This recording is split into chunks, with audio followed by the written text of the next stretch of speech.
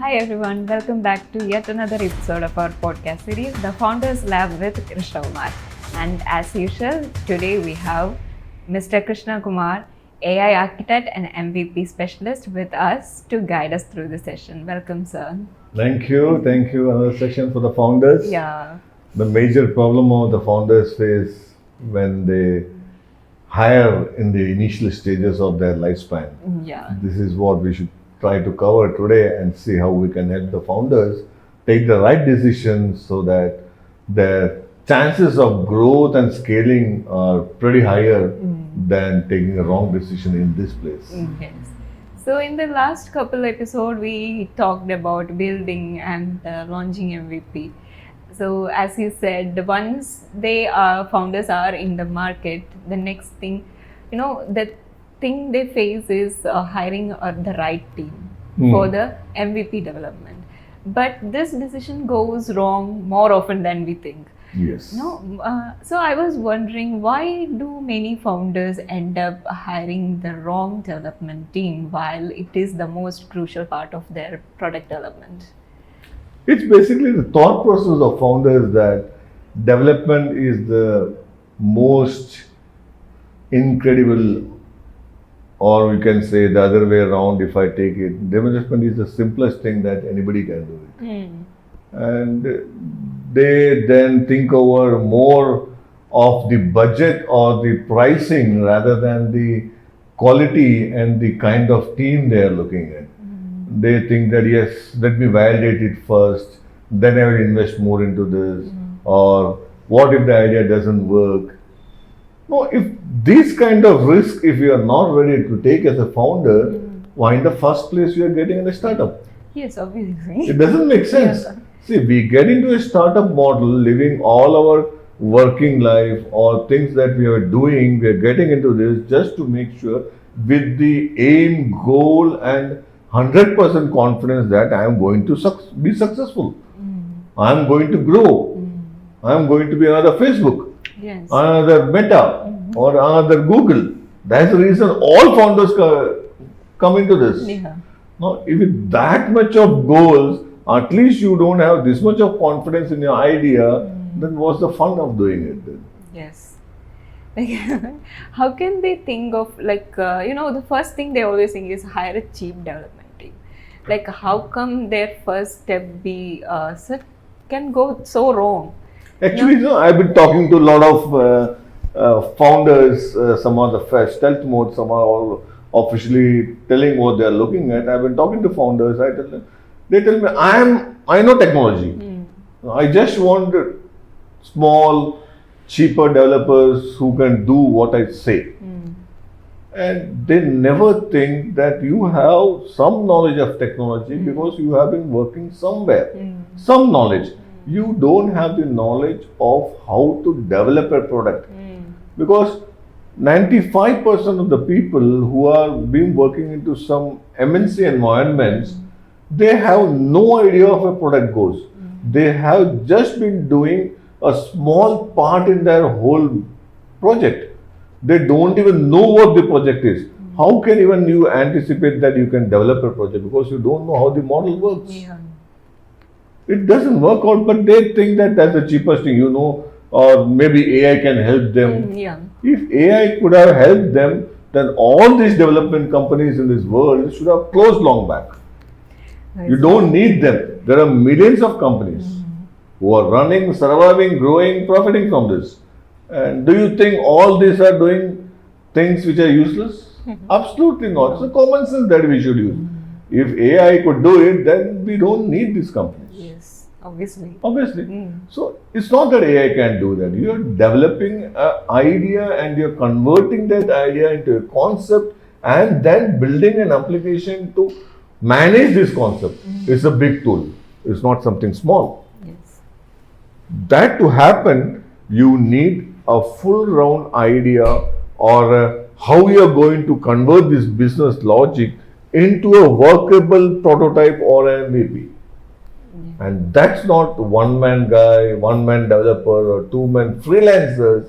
They can't do that. Yes, they are coders. They can maybe write the code if you could tell them what they want to do. But you don't have the capability to tell them. So you need to fire these ideas from your mind, get a right team of people whom you pay well, and then make sure they're involved in your development as partners and not like vendors. These two words, partners and vendors, there are so huge lot of difference in the output, the thought process, the way they work. Partners understand what your business model is, they understand who your customers is, they understand what you are trying to do. Then they can help you build what is needed for this. Not everything that you think is needed. They can tell you that these things are not needed. They can cut it down for you. That is what your saving should be. Yes. Not building the whole Facebook with $2,000 or $5,000 and you think would launch it bigger than Facebook. It's not possible. Facebook was not built in a day. Obviously. Everything starts with an MVP, and your MVP has to be yours only as an MVP, and all the upgrades has to happen only when there is a validation and there is a 360-degree customer feedback loop which automatically comes from a paying customers. This is how a development team should be for you, not the other way around. Yes, that makes sense. From a founder's point of view, hiring a developer is obviously the first step. Like you have an idea and you need a developer to start building it. But I think most founders miss a point, like how should they think about the differences between hiring someone who can write the code versus hiring a team who can help you build a product? Exactly. See, the normal tendency is I need some freelancers. You must have seen across the world now, 70% of the startups, the founders normally feel is that they can find some freelancers and get the coding done in a low cost and then launch it. That's not the process actually. If you have an idea, you should first finalize who is the customers, ideal customers for you. You should talk to 10-15 of them. If possible, meet them over a cup of coffee. Then you need actually what they need. And then you finalize your idea. Once that is done, this is a stage when you look out for the right team who can support you in the growth. This right team is not the people who start, what should I code? What functionalities? What is the scope of work? No. They ask you, what is the user journey? What is the business logic? How are you going to earn money from this? And that is what is important, to make sure that they understand the whole concept for you. Then they come and tell you, yeah, these many features are not needed now. This is not your MVP.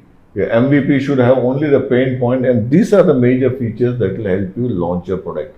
They should be working with you as a partner, not as a coder.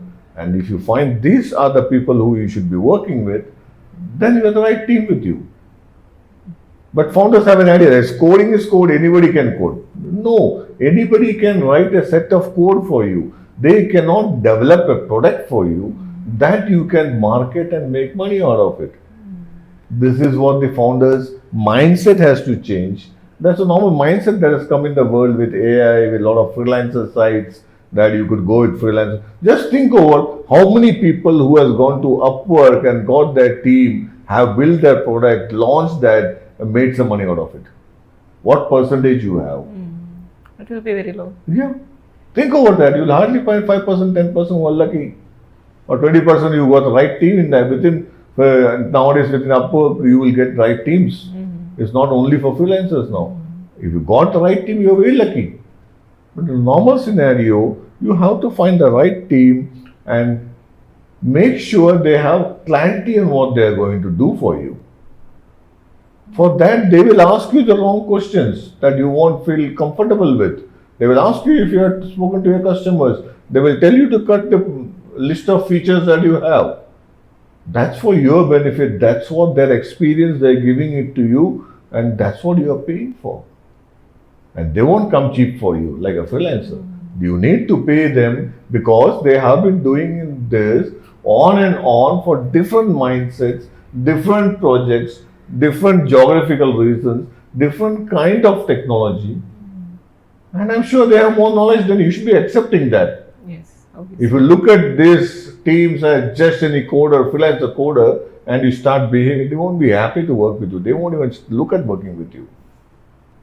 So you should look at them as people who are more experienced than you and into the world of startups and the world of growth. And if you want to grow, you need to piggyback with them because I have the experience with them. And unless you do that, you are not going to be successful. So always understand the best teams are the teams who understand what you need, what your user journey is, who your ICP customers are, what geographical location they are looking, and what's the pain that you're trying to solve for them. Unless they have a full-fledged idea, they won't be getting into this. Number one, they won't be asking you the scope of work. They'll be telling what needs to be cut to build an MVP. And they are the team who will come with you, help you by holding your hands through the MVP process, through the validation, and through the growth after that scaling. This is the team they should look at. That's the difference in the developer thinking and the product thinking. Developer is just the coder, whereas you need product managers, product teams who can run your product, who can manage, not manage your product, who can handle and grow your product.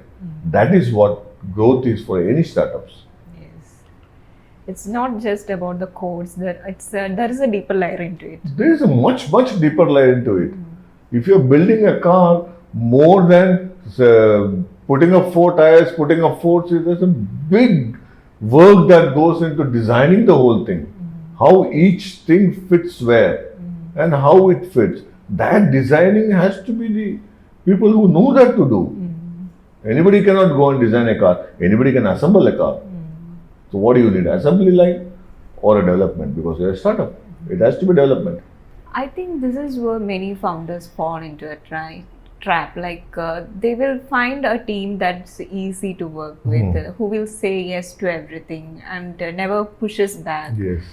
But from your experience, how this yes team can be one of the most dangerous thing for a startup? You think over every organization has a yes man. There are many managers who are the yes people. You ask them anything, they will say yes, never say no. But are these teams really helpful to you? Yeah. Are they taking decisions that's good for the company? Or just to make sure as a business owner, they're supporting you with your ideas? What normally happens is these people, the yes team thinks that the owner knows everything. Yeah. That's the feeling. But in fact, no, owner does not have all the clarity. Owner has a basic idea. He thinks this is the ICP for him and he starts building. And the yes team says yes to everything, adds on all the features they want, adds on all the functionalities they want, adds on the same colors that they feel, and keeps on doing it. That's the yes team. But at the end of the day, you have something that's loaded with features, lot of functionalities, but actually the users don't need those. They're looking for something else. They like your basic concept of the pain that you are trying to solve. But in reality, when you build something, that pain has gone very low in the ladder. Yes. And where the other features, the bells and whistles have come on top of the ladder. And that's when the issue starts. The people who you felt are your ICP are no longer ready or happy to use this. So it should never be yes man team. It should have a team. You should have a team who questions your directions, who tells you which are the best functionalities that you can go as an MVP, rather than building up whole, go with minimum and then scale further, rather than doing whatever you want the way you want. This is the team that can help you grow. Yes, founders feel it's very nice team and easy to work team, but anybody is so easy to work will not give you the output or will not be your partner in growth. Yes. If someone is your partner, then they will question your decisions. They will give you proper directions from their experience, and that's needed. Yes. Right? Always. Criticism is necessary for growth. No. And so at first the yes team can feel comfortable and fast, but it will turn out to be a bigger risk. There's a saying, your best friends are the friends who never support you. Yeah. They are always against you. These are the best friends. If your parents stop supporting you at one point of time, then you feel they are the wrong team. No, they are the right team. They are questioning your decisions. They are giving you their insights, their updates, their thought process onto your decisions, which you can mix with your environment and then see how best to use, rather than cutting them off Yes. right in the beginning. That's what normally founders try to do. Find the people who are there easy to work. Yeah. Easy to work with will not give the easy results that you're looking at. So let's say the founders are in conversation with the different teams and freelancers to decide with whom they should go forward. So what are the red flags they should look out for, which should make them pause and think over the decision? The first thing is they should not go with individual freelancers. Okay. If you have a team of people as a freelancer group who works together, then that's fine. But individual freelancers cannot support you because they are one-man individuals, and one man cannot have the experience and the expertise into everything. It's like they know all the trades, but they are master of none. Yeah. So that's not something that can work in this. Secondly, they don't have any discovery calls. They don't ask you who your customer is, what's your business logic, who you are going to sell you, what problem you are trying to solve. They don't need that. They just need a list of features that you need to add, then they start building with that. So this is the wrong type of people you should look at if you want to grow, but they are good for coding, not for doing the product development. Second is, there's no trade-off discussion. Whatever you say, yeah, fine, we can do that. There must be some things that they should not be able to do that, or not because technically they are not capable of, but because technically that thing is not needed in this application. They should be able to help you out. They should be able to tell you that is not needed. Third is giving instant pricing. On the flow, on the fly, they can give pricing. There are two ways instant pricing works. One is they know that with this pricing, I should be able to develop an MVP for them, wherein the founder has no clue of what the MVP can be. Yes, with this, I can build up an MVP and give it to them. That's something fair enough.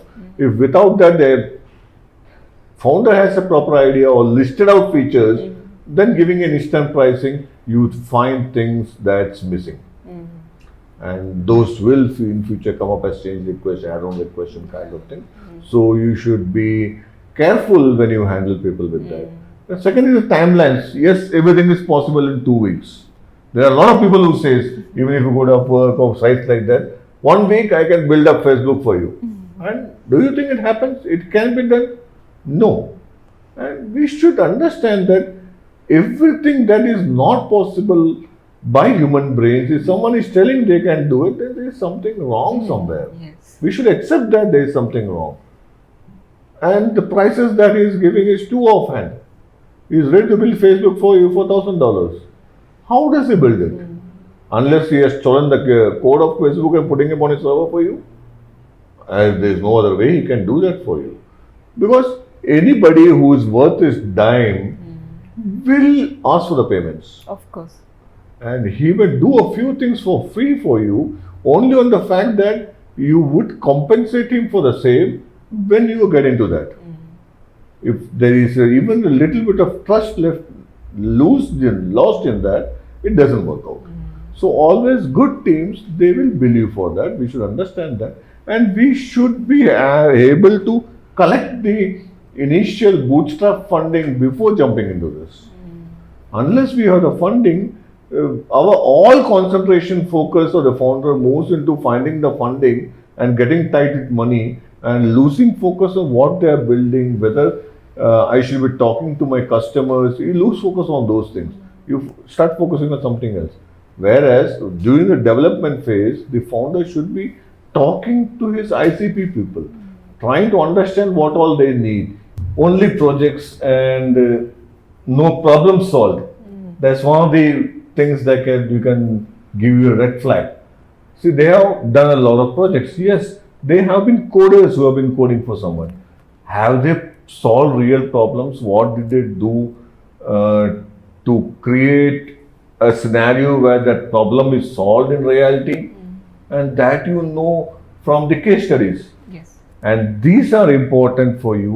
Uh, Good one or two case studies will give you a fairly nice idea whether this is the right team for you.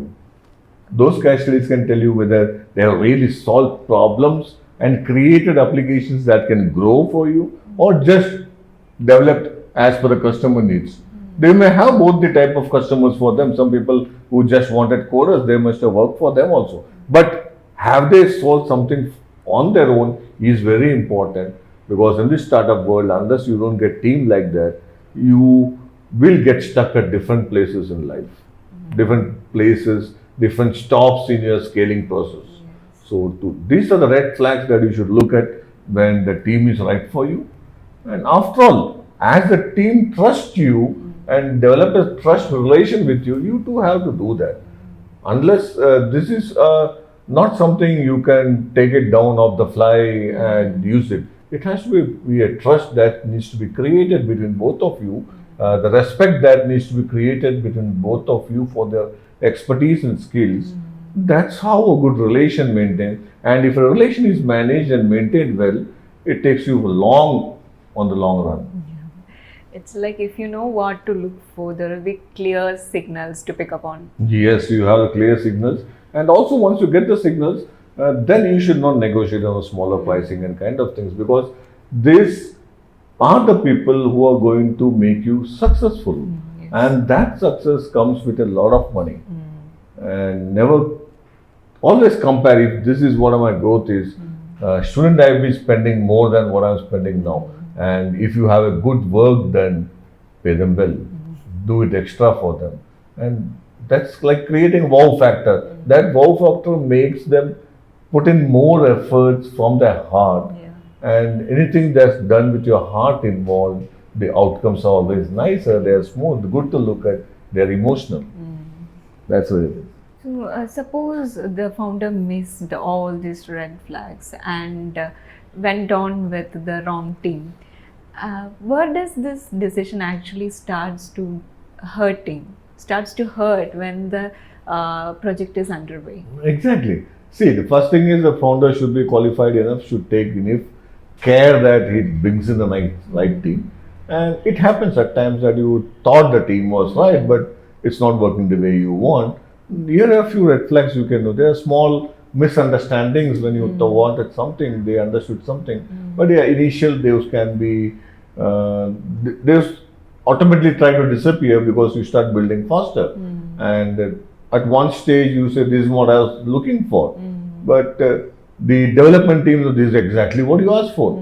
And that's a communication gap, because they don't understand the whole picture. Yeah. And neither, or maybe you must not have told the whole picture. That's one of the red flags. If these scenarios come in, it becomes that they are keeping on building, you are making them keeping on building, but this is not what you are looking for. This is not what you anticipated or expected. So that's a lot of gap in that. And finally, you come to a stage when the money is spent, features are built, but this is not what you want. Okay. The earlier you see the signals, the earlier you should stop there, retrospect, think back, talk to the team, make them understand what they are looking at, what the whole picture is, then only restart working. And after the restart, if you again feel there is the same problems happening, it's time you should take a break. You need to break it there. Else you are spending your runway. The more money you are spending, the more runway you are going. Your marketing budgets are getting disappeared, it's becoming vaporized. So that's very bad signals. Any project, any startup without a marketing budget is not going to reach anywhere. It's like howsoever good you build, unless the world knows about it, you are the best kept secret. Now, if you want to keep your startup as a secret, that's a different thing. Unless you don't want to make money or sell it to somebody else.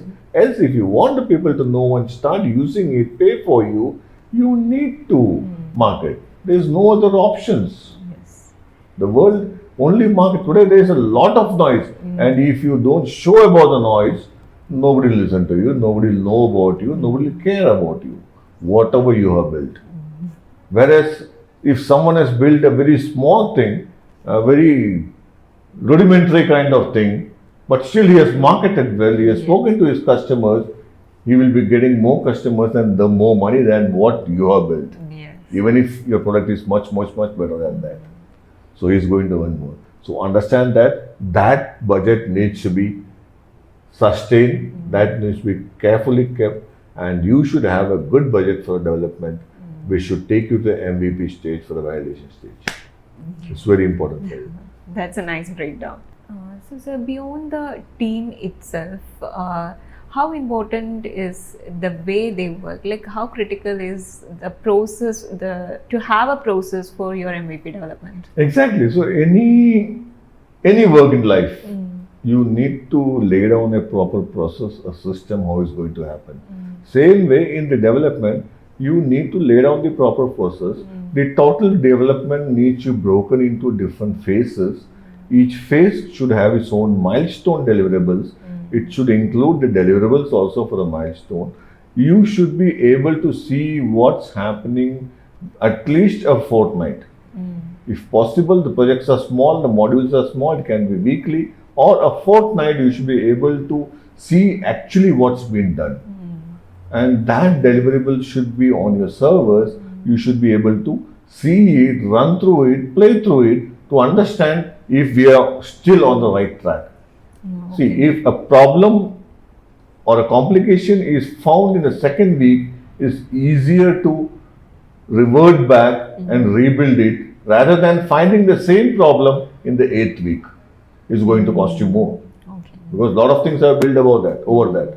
So the proper milestoning and proper phase-wise deliverables has to be clearly laid down, and both the team and you should clearly understand what is each one's responsibility, what is it that each one is going to put into this bucket for the final deliverable. It may be a logo image from the founder, it may be a video deliverable from the team, whatever it is. It has to be clearly mentioned, these are the deliverables, these are timelines, and this is what's going to happen. And that has to be checked and seen. Then only you are having a proper process. You have a system where, like we say, it's not a big bang delivery, it's a piecemeal delivery. So you exactly knows how it is moving forward. And you are the same picture. Okay, so setting up a process is really important. It's very important. You can put in bold and underline it. This, unless you have this, howsoever the team, whatsoever it is, you're going to break up in between. Okay. So even with a good team or a solid process, things can go wrong because of poor communication.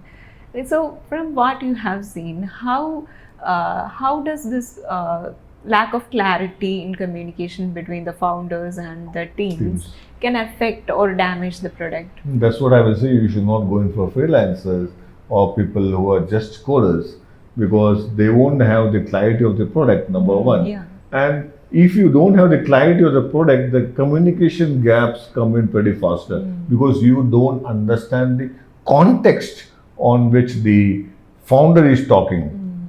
Now the founder talks on one context here and the developer understands this in the next context of a development point of view. So these bones don't match. This is where the communication makes a lot of difference. What happens is you start building the wrong features. You don't ask the right qualifying questions at the right time. If a question is asked and clarified there, it can save you days of development work. Yes. Maybe that's not needed at all.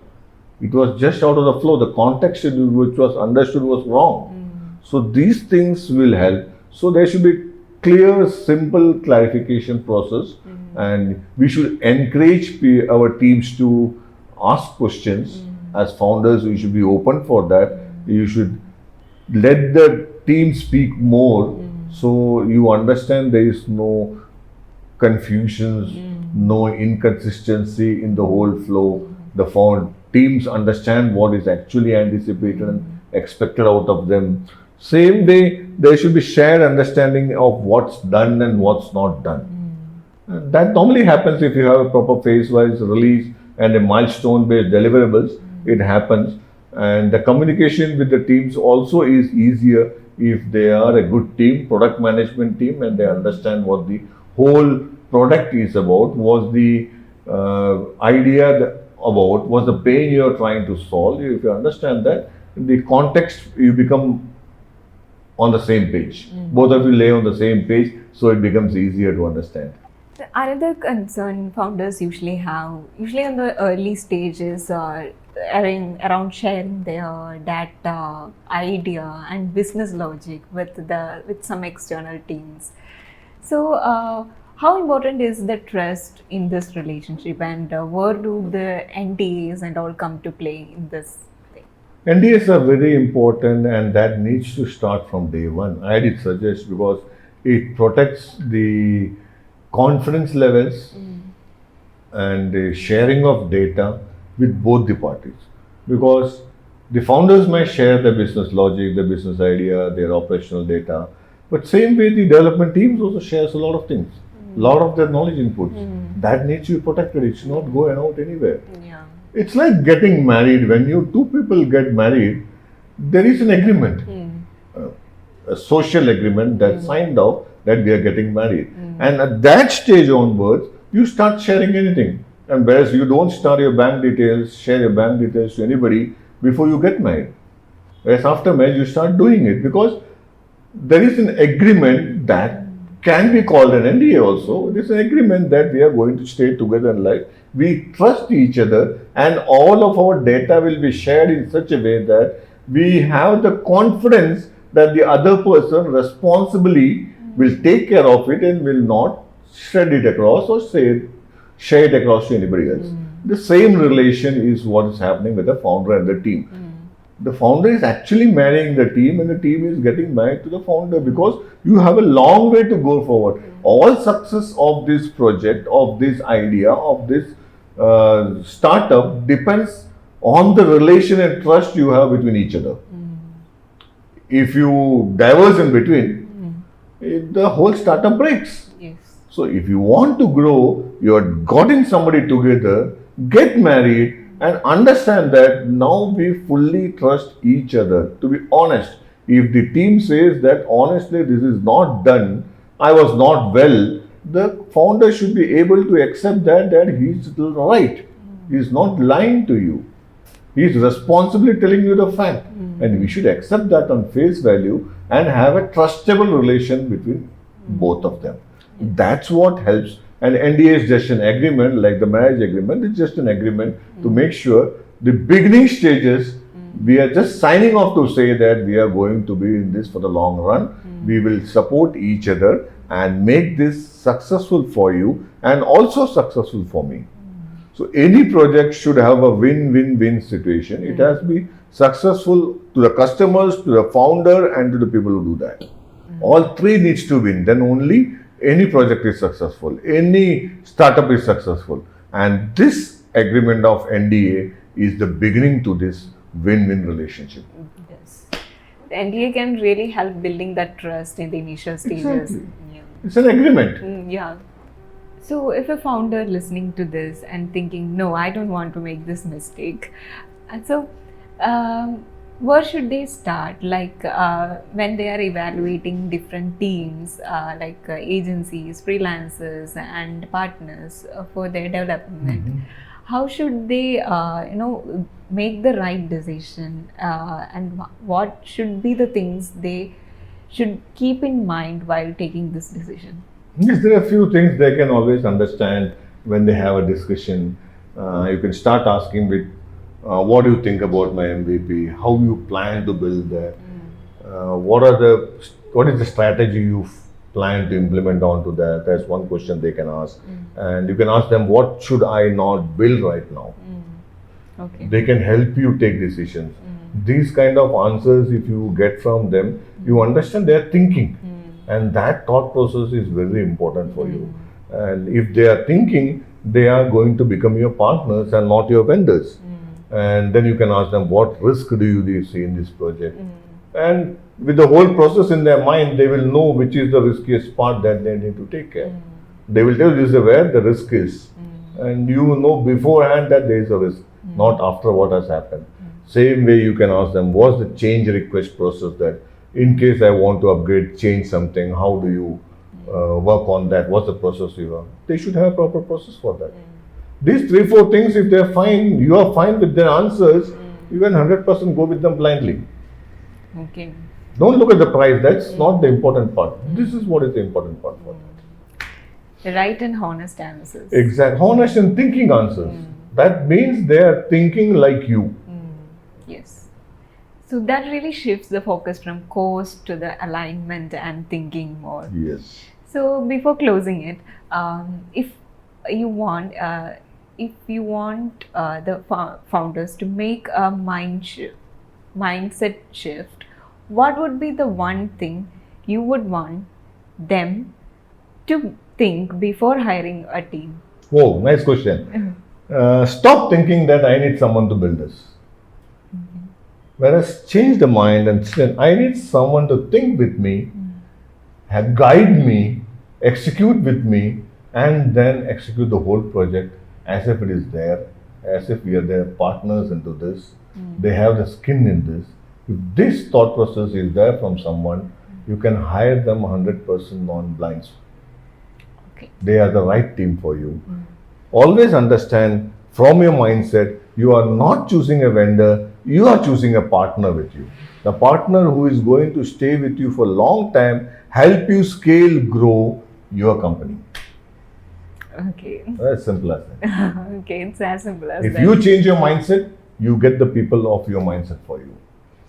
If you start thinking, I know everything, I just want someone to write the code, you will get people who are the coders or developers or freelancers or vendors. Your mindset is the important part in it. Change your mindset. Look for partners. Okay, so I hope the founders will keep these things in their mind while looking for a new team for their MVP development. Thank you, sir, for this insightful session. Absolutely a nice session. I'm sure the founders should take this to the heart and make a shift in their mindset. Also, there are a lot of founders who are struggling with the wrong teams, stuck with wrong teams, freelancers, and not knowing what to go further. Getting stuck, share this to the people, your friend circle who you think are into this development or the startup phase and not knowing what to go further. Let them connect with us and we'll surely help them, guide them, lay down a strategy for them so they can go ahead with a nice team anywhere, if not us, with anywhere they can go and get this thing to a great level of scaling. Thank you very much. Thank you for watching and bye-bye till we see you next time with another episode and another insightful session.